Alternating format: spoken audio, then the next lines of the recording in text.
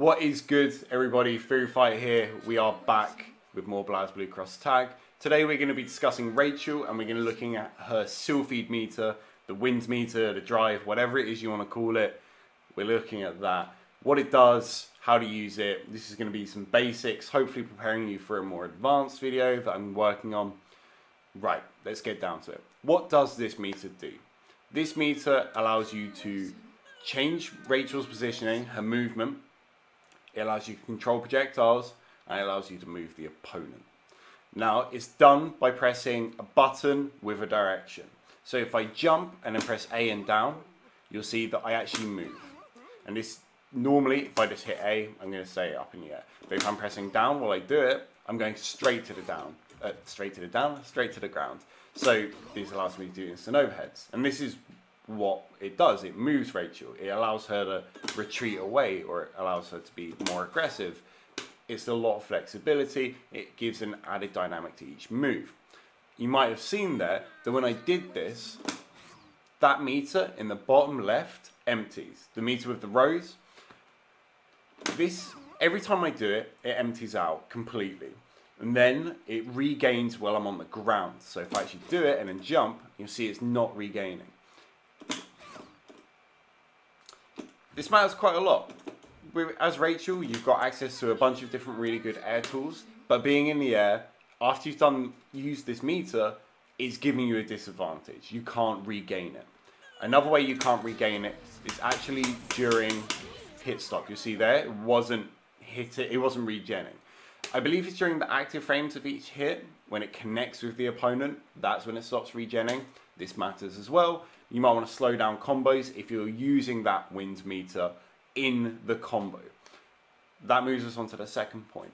It changes the opponent, changes where they are, and that matters some ways. So for example, you could pull them out of the corner by using the wind from down back, but it matters more when you do things like quarter circle forward B, her projectile. You see here, I can't convert off that. It just puts her straight to the ground. But if I do quarter circle forward B and then hold up, I get a conversion. It keeps her in the air, it raises her up, there's a lot of untackable time, and it allows me to convert fully. So it's actually changing the opponent on hit. Now, I'm going to show you my B and B.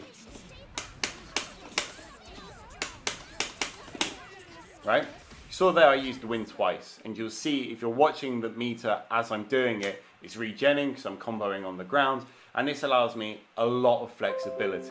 Now, not every move can go in every direction. You have to figure it out for yourself, because I can't obviously list every single move and how they work and the directions you can hold and the wind that will affect them. But, so, like I was showing, A can be down, it can be down back, it can be down forward, but it cannot be forward, it can't be up. Unlike, say, something like C, quarter circle back C, the frog, right? This, I can hold back, I can hold up, I can hold down, I can do whatever I like.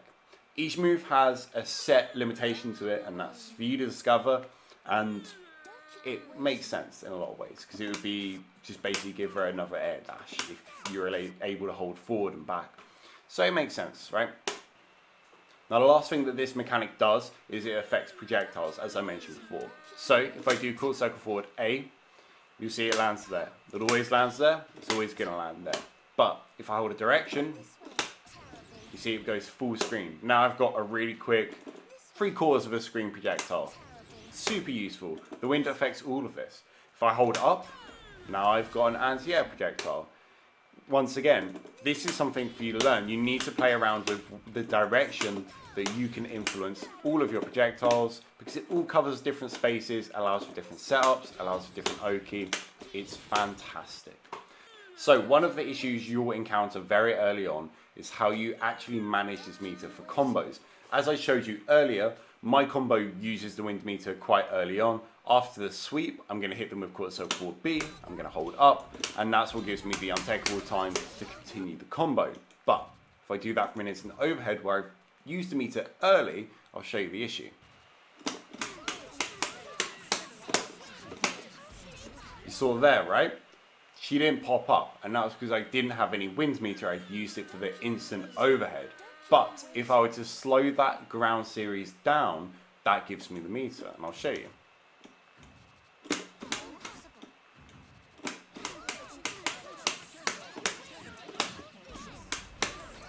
see there, drop the extension, but you get the idea. Because I slowed that combo down, there wasn't as much hit stop, there was a gap between, I was able to regen that meter.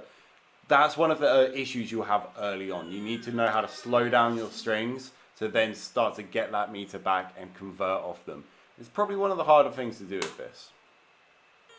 One of the things about Rachel that you'll find is that this is really fun to do. Being able to control the trajectory of your fucking jumps is awesome. Getting like cross up lows and all that sort of stuff. It's the most offensive fun you can have. Doing triple overheads. Well, it doesn't get much better than that, right? But this isn't just an aggressive tool, it's a defensive one as well. I showed you earlier, if I hold up after my A, I get an anti-air projectile now, which stops people from instant air dashing at me. I combine that with, say, Ruby 6P. I've covered the entire screen with projectiles. They can't get past. This allows me to then activate those projectiles, and suddenly they've got a tracking projectile on them too. There's a lot you can do defensively here. It also allows you to, say, get out of the corner. One thing that I really love doing is, in this sort of position, where they're trying to approach me, is I'll super jump up, do the frog, and then hold forward and air, just basically glide out. I even still have my air dash in that situation, right? So I could do this. There I went higher. Maybe I want to avoid a different type of DP, one that doesn't have as much horizontal range but has a lot of vertical range. There's so much you can do with this. I'm literally the other side of the screen. There is now a walking 12 hit projectile coming at you. Awesome. There's also a lot of nuance to how you use this aggressively. You can't simply just instant overhead people. You have to earn it. You have to have the projectiles there that allow them, well, basically force them to block, and then you can get in and you can start doing your instant overheads. Whether they're standing, whether they're crouching. If they're crouching, a lot of characters don't get hit by the diagonal instant overhead. That's going to really suck for you. You have to go straight down, and you need to know the ranges in which that's going to work. See right there? That's going to whiff. If I go here, it hits. There's a lot to it. There's a lot of nuance. There's a lot of micro spacing that you have to be aware of. So what makes Rachel a difficult character is this thing affects every asset of her gameplay, and you have to constantly be aware of it. You don't want to be looking at it all the time. You want to know that it's filled without even glancing at it. I mean, obviously that's an advanced thing with Rachel. At the start, yeah, have some fun. Mashing people up online by doing instant overheads, doing fake overheads, like double overheads, triple overheads. It's so much fun doing that sort of stuff. But really, when you start to react, think about the neutral, think about how to use that stuff to fill up space on the screen, different areas of the screen where typically you wouldn't be able to control. And that's where it gets really fun. Anyway, I hope that was helpful. Really simple breakdown of this sort of stuff. It's just literally holding a direction when you press a button, but you know, there's a lot of nuance to it.